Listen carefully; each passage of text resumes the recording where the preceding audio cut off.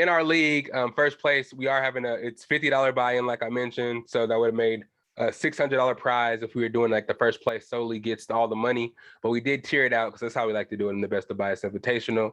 We like to get everybody to be able to, get something for their hard work. So we tiered it out: first, second, third place. First place gets $450. Second place gets $100, and third place basically gets their money back and gets $50. And I guess essentially second place only gets $50 because they get their money back too, plus another 50. So we're really making it so that the first place gets rewarded for all their hard work during the season. Last year was a pretty good chunk of change. It was a good season. I thank everybody for coming back. But I do see some teams out there that could present a little challenge for me. You know what I'm saying? I'm not going to say my team is the best or nothing, because we did see young Damo send us a list of grades that Yahoo felt each team deserved for their draft. And Damo did get the #1 pick out there, or not the #1 pick, the #1 grade, getting an A. Young Kyle out there got an A-. And yeah, a couple of y'all are on my list. I have five teams that I think are going to be the hardest for me to defeat. And the ones that I'm looking at are looking like, okay, your team's kind of stacked, but I don't know if you're going to beat me and all that, but who I'm looking at as one of the biggest threats. And if you guys can see this video on YouTube, my lips are hella dry. Let me get some water real quick. Stay hydrated, everybody. I'm drinking out of a Gatorade bottle. Whew. Anyways, back to what I was saying.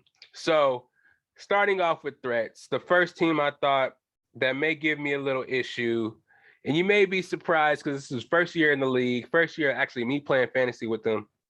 So I was surprised myself with his draft strategy and how well he did. Even though he wasn't live, he was able to keep his composure and make some good picks. Starting with his quarterback, he actually got him hella late. I'm talking about you, Dijon. This is Dijon's team I'm about to list off for y'all. This is my #1. The top team that I think may pose a threat to me. I'm going to go from top to bottom threats. That's not all 12 of y'all. So if y'all not in the top 5, I'm not saying y'all teams are sorry. I'm just saying y'all not the top teams that oppose, in my opinion, a threat to me. Y'all might think so, and y'all might have good ass reasons and cases to why you will, but these teams right here are the ones. Starting with team #1, the biggest threat I think is to me, Lydell does it best, or well, actually I don't know what my team name is, but my team basically, Dijon, this man got Lamar Jackson at quarterback. He got Justin Jefferson. We talked about that snipe that he got on me. Then he sniped my 3rd round pick, picking Michael Pittman. And that's kind of my fault as well, because knowing I had to get that snake pick and has to come back all the way back around. I don't know, man. I thought Leonard Fournette was going to get sniped, so I didn't want to risk that. I wanted to have 2 solid running backs after picking Christian McCaffrey and losing out on Jefferson. So I thought he would be able to come back around and people will just kind of pass him up.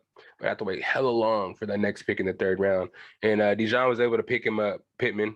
I don't know if it was a 3rd round. It might have been late, but it had to be, because that's who I would have took 3rd round no matter what. And he was taken. God damn it.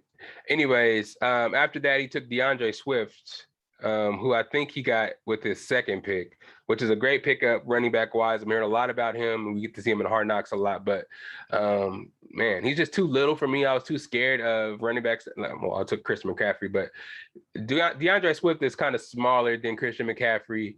And he did get hurt a lot. He does get hurt a lot. He does produce a lot of points in PPR, especially him being a catching running back.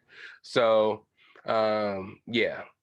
That's a really good pickup. He has Cam Akers as well as his running back. So I don't know about Cam Akers. You know what I'm saying? Those Rams running back, they're kind of running back by committee, so I was kind of scared of those. But Cam Akers wasn't really the biggest thing I was scared of. Cameron Brate, if anything, his tight end was his weakness. This was a pickup that he had Logan Thomas before. He still has him, but he's hurt, not playing no week 2. I saw that. So he picked up Cameron Brate. He's a starting tight end for the Bucs, of course. And then you have Hollywood Brown actually coming back, linking up with Kyler Murray, his college teammate. I don't know how that connection is going to be yet, but you can just expect it to be same with that Derek Carr, Devontae Adams connection. College teammates, it wasn't very long ago, so they probably still have that connection. And I'm sure they've recently, linked up and been practicing together probably on the offseason that nobody knows about. So I'm sure that's going to go well as well. So that Lamar Jackson, Jefferson, Pittman, DeAndre Swift, Malcolm Brown, that combination kind of scared me, because I know what Michael Pittman's going to bring.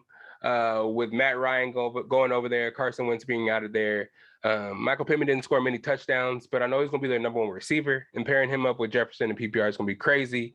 Him having Lamar Jackson scoring points is going to be crazy. And if DeAndre Swift actually performs to his potential, that lineup per week is going to get him a lot of points. So that's the number one team. Number two team, I got Jason. Jason's always giving me challenges in these seasons, man. He's been with the league a couple of years now, pretty good, like 3 or 4 years now, maybe more than that, more than that. But he always drafts well. He got the number one pick this year and went with Jonathan Taylor, of course. But his team, his receivers go crazy. And if they perform to their potential as well, his second running back and his tight ends, his backup running backs are cool. But I thought this was the second team that I would be scared of because of the receivers solely. Listen to this. We got, and the quarterback too. Jalen Hurts. I'm not too worried about Jalen Hurts, though, because I have his number one receiver. So as long as he's throwing it to him and not running the ball and rushing for touchdowns, I'm not really worried about that. But Jalen Hurts, his rushing ability is scary. He'll get a lot of points with that. Then he got my boy Mike Evans, who's on the course get a whole bunch of touchdowns from Tom Brady and a whole bunch of catches, period, with PPR. Keenan Allen, who is another PPR monster, who's basically just Mike Evans light, but he is his own receiver and he's awesome as well. But that PPR system, he's going to get a whole bunch of points. You already know what Jonathan Taylor is going to do. He may have a little regression of last year because people know what he actually was, is now. They may stack the box a lot against him, but still that opens the field up for Michael Pittman, which is also scary. But of course, Jonathan Taylor's going to do what he's going to do. And then you have Josh Jacobs. Of course, he's trying to prove himself this year to get paid and actually prove that he's worth another contract. But I'm not really sure about that. Him having Josh McDaniels as the coach and them signing a whole bunch of running backs over there. It feels like it's going to be Patriots light, and they're going to be running by a committee over there as well. But he does have Michael Thomas as well. People say that he's back to his old form. He hasn't played in a couple of years, so I'm kind of skeptical. And he didn't really want to be there. So there was some kind of like disputes between him and the team, him wanting to leave and stuff like that. So I don't know how true it is that he's actually feeling it and ready to go. And I actually heard he had a hamstring injury, so he's hurt again. So who knows if he's actually going to be healthy the full season, actually able to go. So there's a lot going on. But that team, those receivers, if they perform to their potential with that quarterback and Jonathan Taylor, that shit is scary. That should be the number one team, honestly. Fucking Jalen Hurts, Mike Evans, Keenan Allen, Jonathan Taylor, Michael Thomas. And I'm not shouting out their defenses because I don't really know what defenses they got, but that don't really matter. I'm just taking their core of their teams, and it's looking pretty scary. And this is where Damon comes in. He got an A+. You know what I'm saying? But his team doesn't scare me as much as those first two teams. Damon's team, let me see what we got for Damon. We have Dak Prescott as the quarterback. He has Deebo Samuel. This is what I call team potential. I call his team potential because if they perform to their potential and what they should do, this team should be A. Should be an A like the grade he got. But who knows? It's a lot of teams, a lot of first-time players on teams, a lot of first-time players having, depleted teams. So I'll just explain it and not talk about it. I'm not going to front. This team is pretty good. Dak Prescott at quarterback, Deebo Samuel's at receiver. We saw what he did last year. He got his money, so we can only expect for him to do bigger things this year. Juju Smith is actually with the quarterback this year. Big Ben was in decline since he's been drafted. Having Patrick Mahomes now is going to be way different for Juju, and I think it's going to just increase his value, and especially in PPR in fantasy football. And also, you got Alvin Kamara. Everybody thought he was going to be suspended this year. We saw the suspension that Deshaun Watson got. So we saw what Alvin Kamara and crew did to that guy at All-Star Weekend. So it's only a matter of time before the suspension comes down, but a lot of experts believe it won't happen this season. So his draft stock kind of dropped, but him being able to get him at the value he did was actually pretty tight because it's going to help him a lot because you can get a lot of touchdowns. He had a six touchdowns game a couple of years ago, so you could only expect him to be able to keep up what he's been doing. 6-time Pro Bowler, he's going to do great. James Conner, sleeper pick here. Starting running backs for the Arizona Cardinals. Last year, I think he scored like 20 touchdowns or some crazy, 18 touchdowns or some crazy shit. This year, there might be a regression, but he is a starting running back who runs with power, who does catch passes, who scores a lot of touchdowns. So it's always good to have a running back like that. Kyle Pitts being the number one receiver for the Atlanta Falcons. We don't know how Mariota is going to do. I'm pretty sure he's going to do great because that's my boy and he has all the potential in the world. But him and Drake London are the only two receivers pretty much over there in Atlanta. So I can only expect Kyle Pitts to do good things. AJ Dillon. I was supposed to take AJ Dillon in the 6th round. This is another one of the snipes. Damon sniped me for this pick. He might be starting a lot for the Green Bay Packers, given they need experienced receivers. You can see Aaron Jones being on the field at the same time as as AJ Dillon, but he's probably going to be more split out doing receiving routes, and because Aaron Rodgers likes to throw the ball to his trusted receivers. He's had problems with these rookie receivers in camp. It was publicly noted. So I think a lot of the stuff that's going to go down on the season is going to be a lot of check downs, a lot of Randall Cobb, a lot of Aaron Jones, a lot of Allen Lazard. I don't know how far he's going to be throwing it down the field. Aaron Rodgers has an arm, so if somebody's open, he'll get it to him. But I think we're going to see a lot of stuff to the players that he trusts. Again, he's getting Tanyan back, so a lot of his trust receivers are there. But A.J. Dillon, I think, could be that big guy in the backfield who gets a lot of goal line carries, who can catch the ball a little bit, and in spread situations and shotgun situations where you have both running backs on the field, you can hand the ball off to A.J. Dillon to, keep the defense on his toes and get those extra yards, those sneaky yards that you weren't expecting to get. So I think that pick was pretty dope as well. Chris Godwin, man, he might not be ready for week 1, but he's going to be ready, man. He's recovering from that knee injury he had late in the season last year when he got hurt playing the New Orleans Saints. The team is not putting him on the PUP list. He has a knee brace on now, running routes and stuff with a non-contact jersey at practice. So I think he's going to be, of course, used this season. We have a bunch of receivers to be able to, have him take his time to get back. I don't know if he's going to play against the Cowboys. Me personally, I hope he doesn't, just to rest that knee up. And I hope he doesn't play week 2 against the Saints because that's like a rivalry game. And I'm sure they'll try to do some dirty shit too. So I would wait till week 3 to play Chris Godwin. But to have him on your bench and to have him as somebody to play once he does get up and going, he's just going to be one of Tom Brady's best targets, favorite targets. So that's a good player to have on your bench as well. And he has Gesicki as well. People think Gesicki this year's going to be blocking a lot more with the receivers he has out there now, the speed guys. But Gesicki was one of the top targets for Tua last year, and I think he's still going to get off as well. So number three team I was worried about, that was Damo's team. Number 4, we got Kyle's team.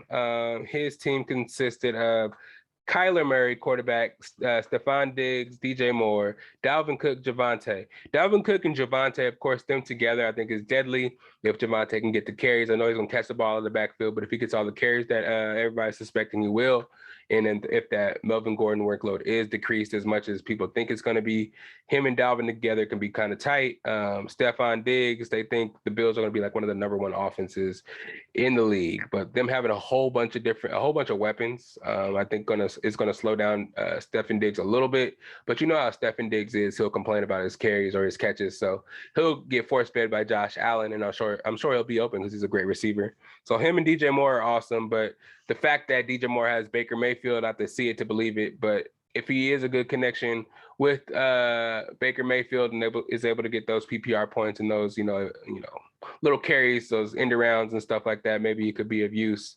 Dallas Goedert and Mike Williams. Mike Williams is an eater. I wanted Mike Williams if I didn't get Michael Pittman. He's the number 2 receiver for the Chargers, and Justin Herbert's right now is really highly heralded. People are saying he might be the best quarterback in the NFL with the most potential. You know what I'm saying? He's only 24 years old. Tom Brady, he's the GOAT. Aaron Rodgers, he's the GOAT. But, they're aging out. Tom Brady's 45. Aaron Rodgers is always talking about retirement here and there. But if he does retire, Patrick Mahomes had the pedestal for a while. But, Justin Herbert's on the come up, and that's my Oregon guy, and I'm happy to see it, man. Him and Mariota need to get more respect, and Oregon needs to get more respect as far as developing quarterbacks, because the last couple of years we haven't really done much. But we got Dante Moore coming in, we had Mariota, and we had Justin Herbert. I think Vernon Adams had a chance too if he didn't get hurt late in his season and he played for us as a senior transfer. But I'm not going to go there right now. But yeah. Again, defense-wise, I don't really have what he asked for his defense, but that Kyler Murray, Stephon Diggs, DJ Moore, Dalvin Cook, Javonte, Dallas Goedert, and Mike Williams is a scary core as well. That's the number 4 team. And Tay, a newcomer to the league as well. He's the fifth team that I said I was kind of nervous about. He has Joe Burrow, Jamar Chase. I think his second receiver will be Deontay Johnson from the Pittsburgh Steelers.